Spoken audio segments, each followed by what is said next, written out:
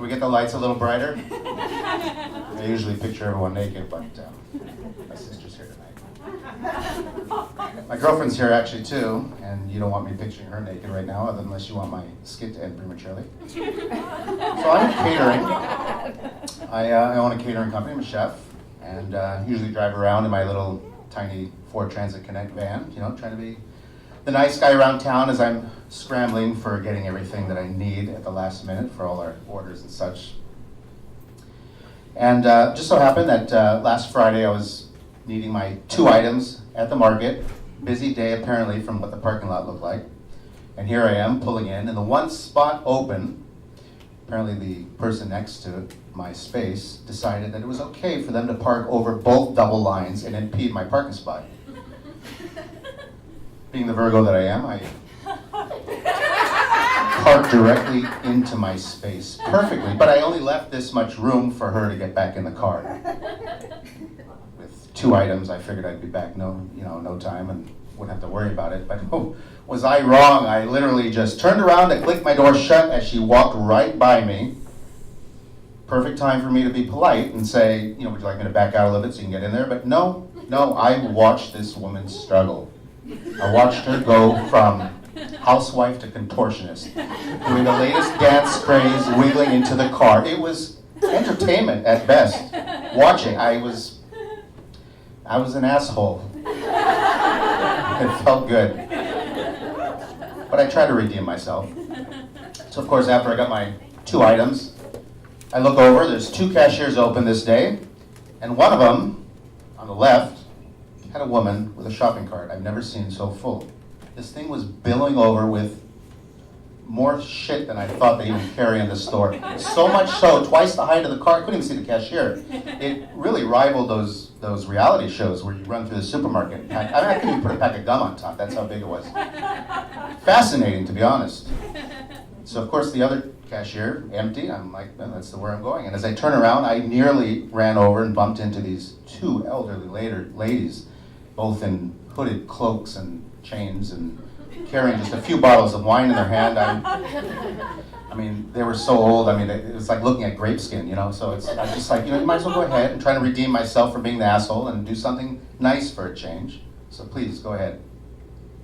And I'm on my phone doing stuff. I don't know what I was doing. I was just, waiting the few moments I thought it was going to take. But apparently I realized it's taking a lot longer. I actually answered all my emails. I'm doing things. So I finally paid attention to what's happening. Apparently, the cashier was trying to explain to the 2 ladies that the coupon they presented is good for a maximum of 4 bottles of wine.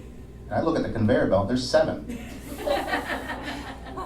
One woman speaks no English.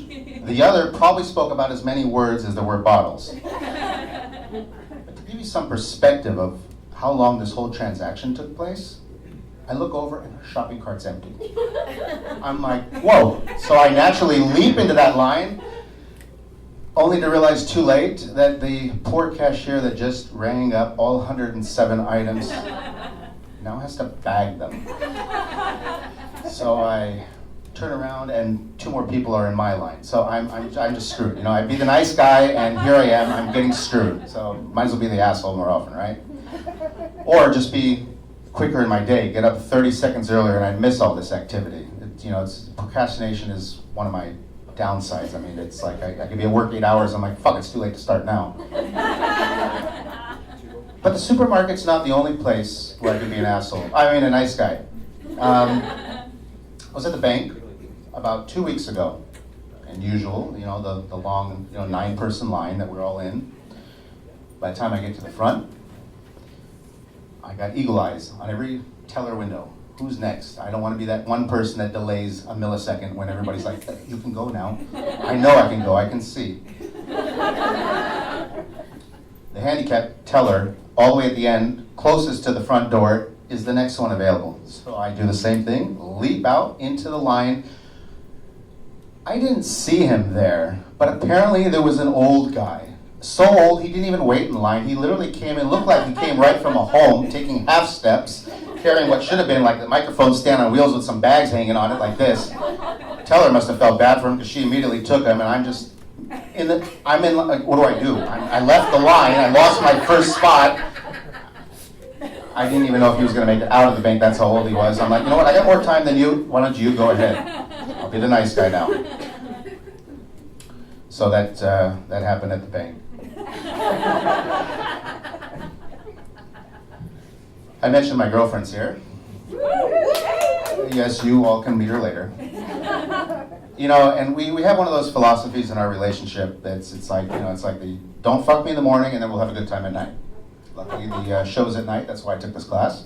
But we were walking, was it last weekend? And on Hollywood Boulevard, if you remember, when you're sober, there's about 4 or 5 concrete squares wide. I mean, it's a very large sidewalk, and we are on our morning stroll, trying to go to a cafe so we can actually fuel up with some coffee and food before our brains decide to wake up for the day. And I'm looking up ahead at the block, and I see at the corner coming in our direction is a large family with at least 5 kids. I say at least because they were zigzagging so much I couldn't tell if there were more. I look over and, you know, my girlfriend's not one for crowds. She especially doesn't like kids. So, you know, seeing this army brigade of children advancing on us, I could see why she had the sweat beads on her forehead.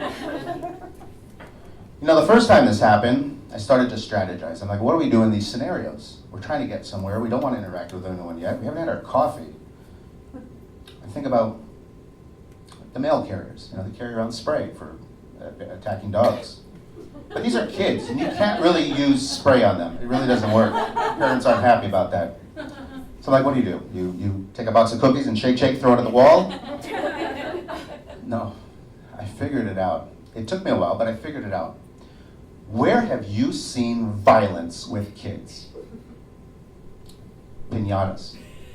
When those piñatas explode at birthdays, you see kids diving into the grass. I mean, there's, you know, well-manicured flower beds and shards of grass that are just being mixed in with claws reaching out, yanking hair.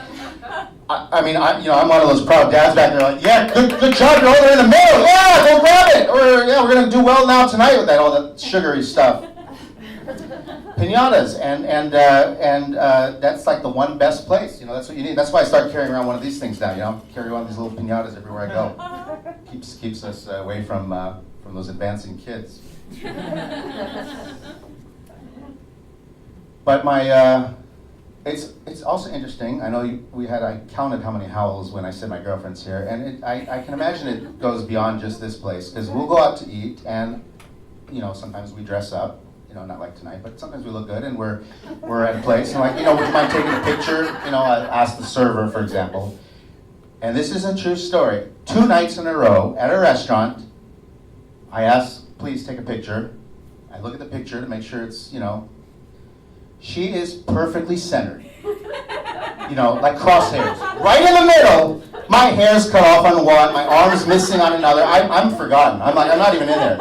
I mean, I'll show you. She's got my. No, you know what? Actually, no. Don't pass the camera around.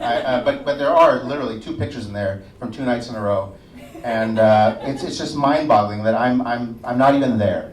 It's just her. But you know, that's not the only time I'm ignored too. I mean, I do drive around the van. You know, we'll go out to eat. Sometimes I have the van with me. I'll pull up to the valet, and the valet's still sitting there on the podium like this. Doesn't even, you know, ignores me. And literally, we went to one place, and I'm like, you know what, let's just go in. Just go into the restaurant. We went to the restaurant, we checked in. They're like, it'll be a few minutes to your table. Okay, no problem. I said, let me go check on my car. I run out, the valet's still there. I'm like, are you working tonight? He said, oh, I thought you were making a delivery. At 10:30 while I'm wearing a suit with a woman? Come on. So now I just park at loading spots. As a matter of fact, my car's right out front right now. It's easy. I don't have to pay the $10 to valet like all you guys did. And then I did mention I'm in catering. Yeah. But we'll have to save that for another show. I'm going to end this right now. You guys have been great. I love you all. Thank you so much. Come say hi after.